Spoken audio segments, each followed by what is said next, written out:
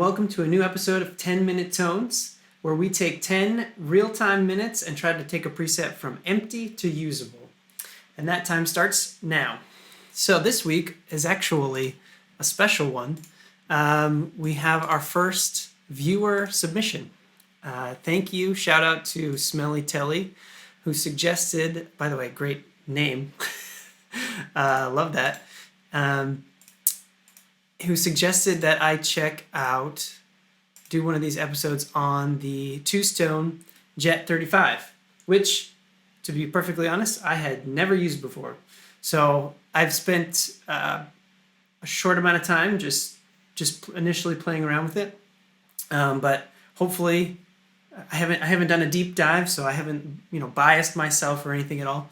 But hopefully we can dial this in and have some fun. You can see choice of guitar makes sense for this amp, maybe. We'll see. So let's see. We got our input, we got our output, we got our cab. Probably the wrong cab. Do we have sound?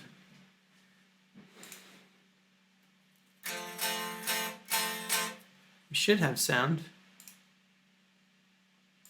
Oops, I put the wrong input. This is real. Okay. Now we've wasted a minute. We've got it. We've got sound. Okay, that sounds like garbage. Let's get to it. First thing we always do, we gotta pick some cabs. Actually, let's talk about this first. If I go over here, this is one of the first things I always do when I encounter a new amp model and start playing with it, is research the real amp. And in particular, I always go to this Fractal Audio wiki page. There's some quick hitter information on what things you should know about the amp and the amp model. Always very interesting information here. Power tube 6L6, usually paired with a 2x12. This is always very helpful. There's like a suggestion on what to start looking at with a paired cab. These will be probably from the Legacy. Usually this is a little bit old. These are from the Legacy group of cabs. Usually the Ultra Res are better. So always just take a look here. The note here is it's got this cool chirp on the pick attack, which I think I hear as well. Hopefully you'll hear as well. No presence on the original amp. Model has a presence control, so we won't touch the presence control. These are all good things to know when you start messing around with the amp. All right, so let's go back and start picking ourselves a cab. So I could use that one, but usually if you search for the amp model, you'll find some matching ones. So we'll just start with that. And I'll just kind of switch through these. I pinned the window here so that it'll stay up. And let's just try out some amp models. So Silver Sky, neck pickup. Let's see what it sounds like.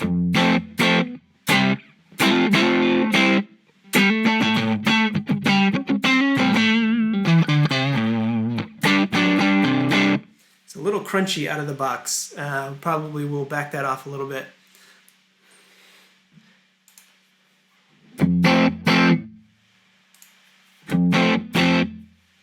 The B to me is... I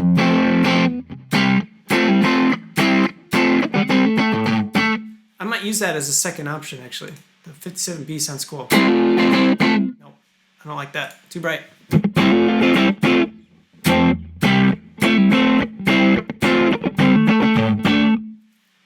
As always, the 121... I love that mic. I just find that I keep coming back to the cabs that have the 121 mic. I guess there's a reason why it's so popular. I'll skip the off-axis stuff. That's generally not what I'm going for, unless I'm gonna maybe blend it in with something else. I don't know.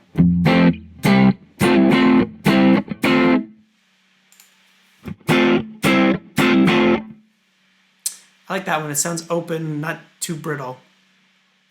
I like these two. Maybe I'll mix in a little bit of that one. The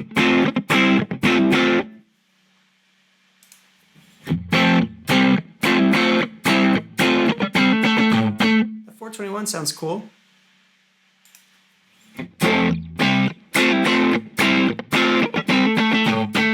All right. That's enough philandering about with the cabs, I think, because I think we're going to play with the overdrive knob quite a bit. I like this 121. gives me some of the heft I want. And I don't feel like I'm gonna want more top end from this amp. So I don't know. You could play around with throwing in the 57 there and blending it in if you want more attack. I just feel like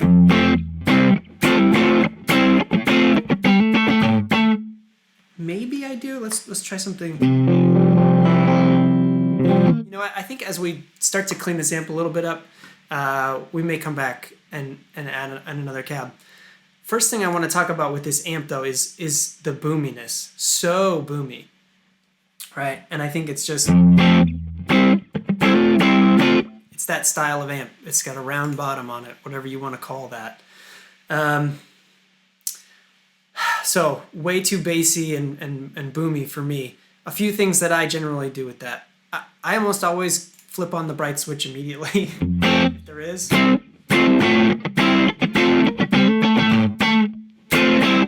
Yeah, I mean, that just works better for me and what I'm expecting from a guitar in terms of punchiness. So I'm going to leave that on. I'm not really going to A-B that much. The bass, here's the two things I'm going to do with the bottom end. First of all, I'm going to go to the cab, and I'm just going to take the low cut all the way up to at least 80, right? And we're going to play with somewhere between 80 and 200. 200 extreme, right? But that's just where the guitar sits. It shouldn't be down there messing around. And in particular on an amp like this,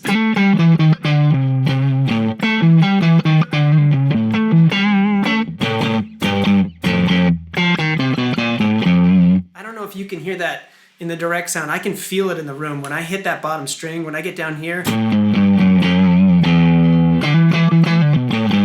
there's an extra bloom, an extra bottom, like that just is popping out. That's a little too much for me. So I'm going to crank this up probably to 120. That's a good midpoint, I think. And I'll leave that there. And I'm also going to crank the bass back quite a bit. Let's just go down to 3. You know, let's just feel where it kind of bottoms out.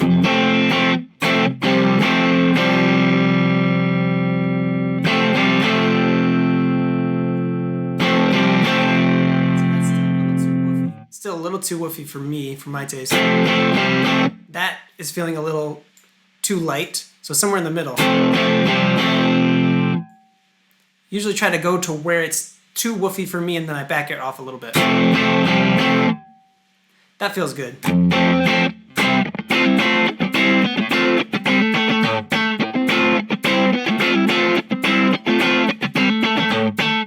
All right.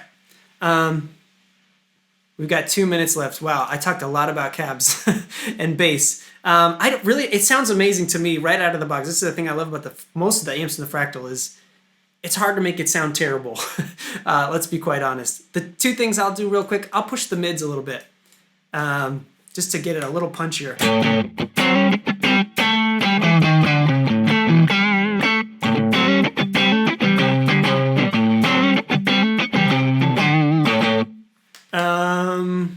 And then maybe dial the treble back just like a half a point.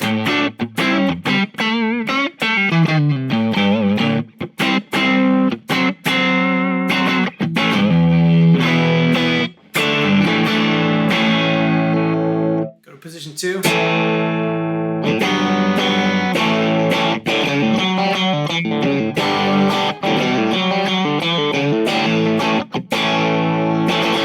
All right, I think that's good. I think what I probably would do for like a normal clean sound is bring the overdrive actually back a little bit because it's breaking up a little too much.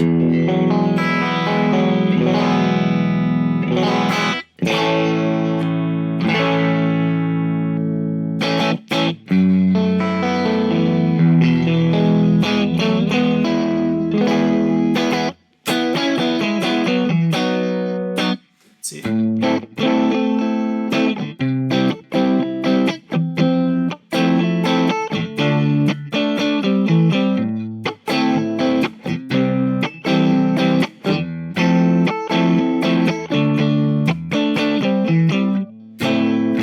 Maybe would even back it off a little bit more.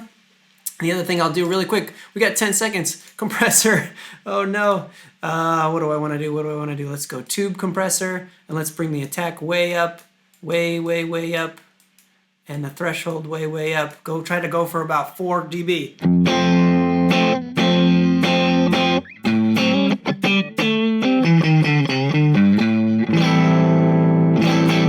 I think that counts. I didn't tweak a knob after 10 minutes.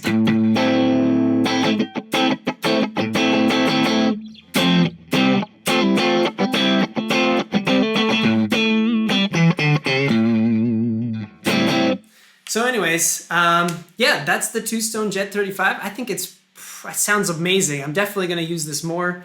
Thank you again to Smelly Telly for the tip to check out this amp. Yeah, I didn't even add a reverb to it. You know, let's go for a little bit of bonus time. I probably in this sort of a setup where I'm obviously trying to pretend that I'm John Mayer for a day, right? I probably would throw a spring reverb on there, and just to not annoy myself, back it off a little bit. So if I back off my volume, let me try to get.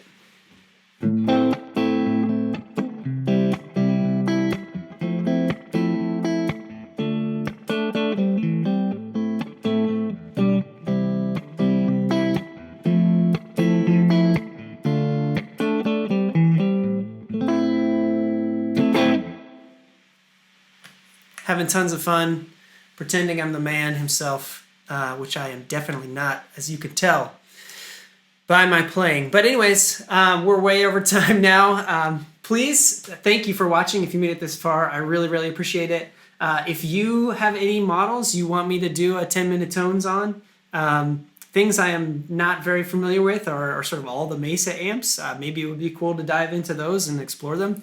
Anything really high gain, I'm not very into, but I would love to play with it. But anyways, give me your comments if there's an amp that you really love that I haven't played with on this channel yet. I would love to hear from you. Again, thank you, Smelly Telly. Shout out for that. Thank you again for watching. And remember, if it sounds good, it is good.